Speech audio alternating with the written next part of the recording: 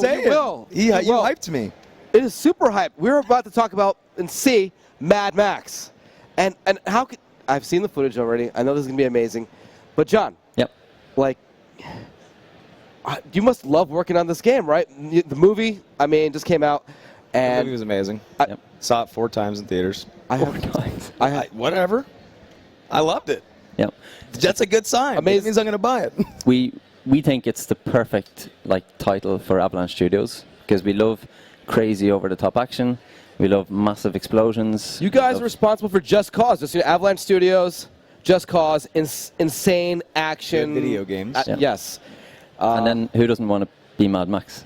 Of course. Of course. I actually have a question for you both. How old were you when you first saw Mad Max? Oh, man. I think I was like 7. I was 7 too. Oh, dude. Yeah, I was 7. I can't remember. 8, 9 maybe? Yeah. It's like a perfect movie for a young child. Yeah. Me and my dad just bonding. Yeah, It's watching and that was brutal attacks. in It's the Australia. forbidden fruit as well. You know you shouldn't really be allowed to watch it. Yeah, it was a double feature that night. And then I watched Children of the Corn. Yeah, it was a good, Perfect. seventh. Yeah, that was a good My 7th combination birthday. there. Yeah, Absolutely. So, I mean, we can talk about it, but we should be... I just want to see it, right? Yeah. Cool, I think we got let's some footage. Let's look at the check game. it out. Yeah, so... So can you just walk us through?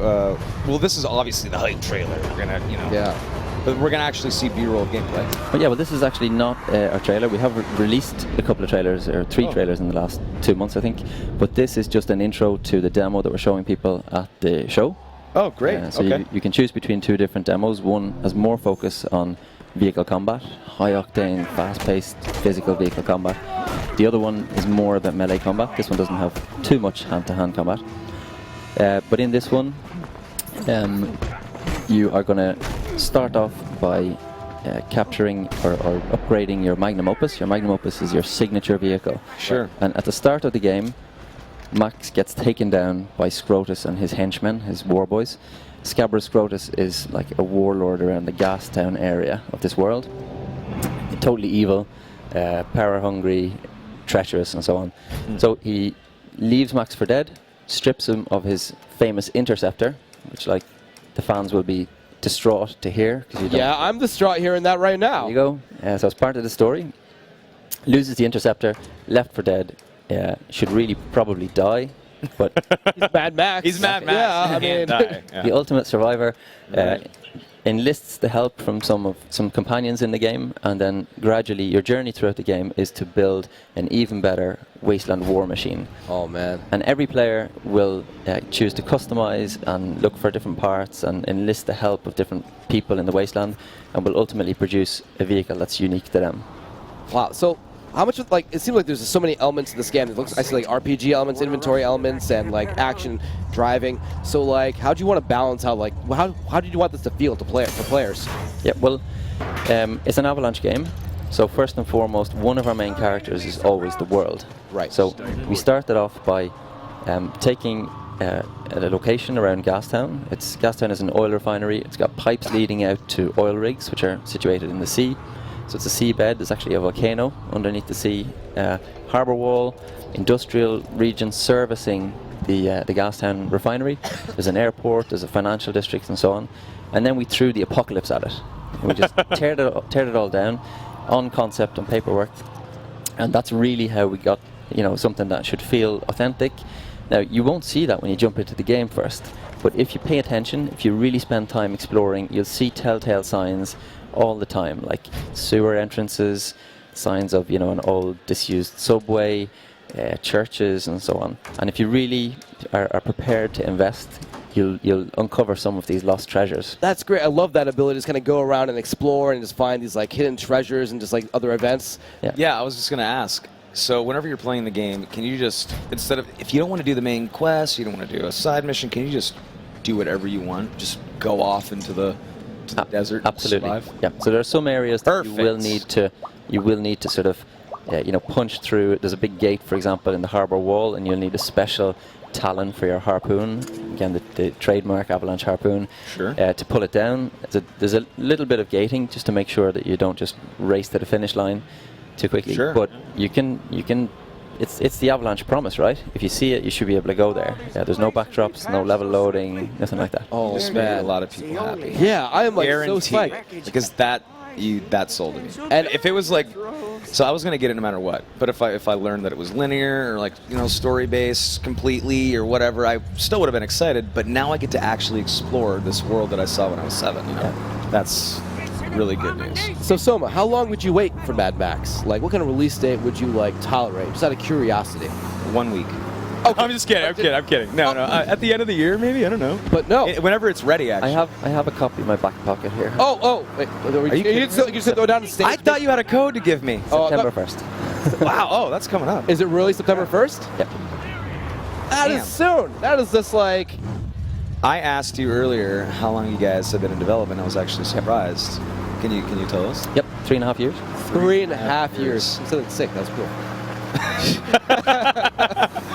but yeah, I mean that you can tell like a lot of love. Just looking at the game now, just like exploring the open wasteland, and just where does this take place in just like the timeline of Mad Max? Is this like after the last movie or?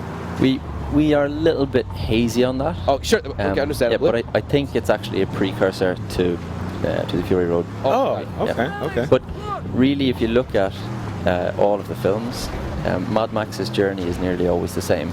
He's totally insane at the start. Yeah. Maybe apart from the first one, totally insane. He wants to just detach himself from humanity. Every time he gets close to someone, they get ripped away from him. Yeah. Tragically. But in order to find peace, in order to escape, he always has to make friends with somebody or make some sort of partnership. And that ultimately always ends in tragedy, in even more tragedy. And, the whiplash back to teetering on insanity again. Just dashing tragedy, a little bit more tragedy. It's just You're right about needs a little bit more tragedy. Let's tear away someone else that he loves. But That's funny about Max because you're right. Max, he goes to these dark moments where he's all by himself for years, and then he finds people to hang out with for a little bit. You can see he smiles maybe. He hangs out with a little kid, and he's starting to get his humanity back. And then he's like, actually, screw that. And he just goes off back into the desert and forgets about it. Well, maybe I need to hang out with a little kid again and throw a boomerang around or something like that. And then he like has this human moment, and yeah. But what really wrecks his head is the fact that it always seems to be his presence that brings on the doom on the people. So it is though. It's his tragedy follows him. where he goes, the action sequences follow. It's his, exactly where he it's just goes, his the curse. action sequences follow. But- That's the best way to put it. But like just looking at the footage though, like I mean, you have an open world like this, just like the vehicles, just like the collisions, the battle with other like wasteland like villains. It seems like so satisfying. So there's obviously vehicle combat is sort of one of the innovations. It's one of our key tenets, gameplay mechanics. But there's a whole bunch of weaponry that you can use when you're sitting in your magnum opus. You can customize it to look and feel. You can add defenses against certain types of vehicles. You can upgrade the drivability and the stats. And you can't just max out everything because that would give you an undrivable car. So you have to figure out, okay, well, what are these upgrades affecting? Do I have more traction? Do I have less power? Is the car too heavy because I put on a kick-ass ramming grille and so on? Wow. So you have to kind of decide, well, what vehicle do I want? Do I want a tank that's just going to plow through everything? Do I want something that's nimble, can survive over rocky terrain and so on? And then there's a whole array of weaponry that you can use from within the magnum opus. In our demo today, we show you obviously Max's iconic shotgun. Right. But there's also he has a sniper rifle at the back. Chum Bucket, his Blackfinger mechanic, who's in the back of the magnum opus there that you can see now. He helps him by firing a bunch of different weapons like the harpoon. He also mans what we call the Thunderpoon, unfortunately, Chris. That is awesome. Oh yes. The harpoon basically firing a thunderstick, a big incendiary explosive device. It's almost like a heat-seeking rocket launcher. You'll see. Thunderpoon? Yep. I love it. Hey, I got a question for you guys. So, if you guys were trying to survive in the apocalypse, what would be your weapon of choice? I'm throwing it out. I know it's left field. I just want to know. Curveball. That is. I think it would probably be a bottle opener. I mean, Okay. get thirsty, I guess. I mean, that's You get one pretty weapon, handy. The torture. Imagine you found a bottle of beer in the wasteland and you couldn't open it. The torture would kill me. What if Max is a badass though? He just twists it off with his eye, wouldn't he? Yeah. I'd use a sock I have bad sock teeth. full of sand. That's what I Stock full of sand. I was about Yeah, to say, there's like, sand everywhere. You can always reload whenever you need. I was about to say something impractical like a tank. I never have enough fuel to actually like drive the thing around. And I think once I'm out, I'm done anyway. You're completely right. The reason why I asked that is I want to know what Max's weapons are in the game. Can you maybe lay out like maybe every single gun that's going to be in the game? No, I'm Good call. Like Yeah, maybe like a couple guns. No, and, he's like, right. We need all the weapons. I mean, we Yeah. would be a great interview without it. Well, you got the sniper rifle, obviously his shotgun. You've also got the vehicle has this harpoon which can launch thundersticks. He can pick up any melee weapon that the enemies have, including thundersticks. Anything. They drop it, he can pick it up. They drop it, he picks it up. Love that. He has shivs, small, like kind of wasteland crafted knives that he uses for finishers and executions. He picks up thunderstick sometimes, and he'll pick it up and then he'll jam it into the chest of the nearest war boy, kick him off, and then it explodes. It happens to be a gang there. They'll all explode in a fleshy mass of burning. Sounds You're a Carnage. sicko, man. That's awesome. Yes. I don't make the rules for this universe. You're right, man. One of the best weapons is a thing we call side burners, which is they're attached to the side of your car, and they're basically dual flamethrowers. Those exist. Yep. That's so awesome. That's crazy.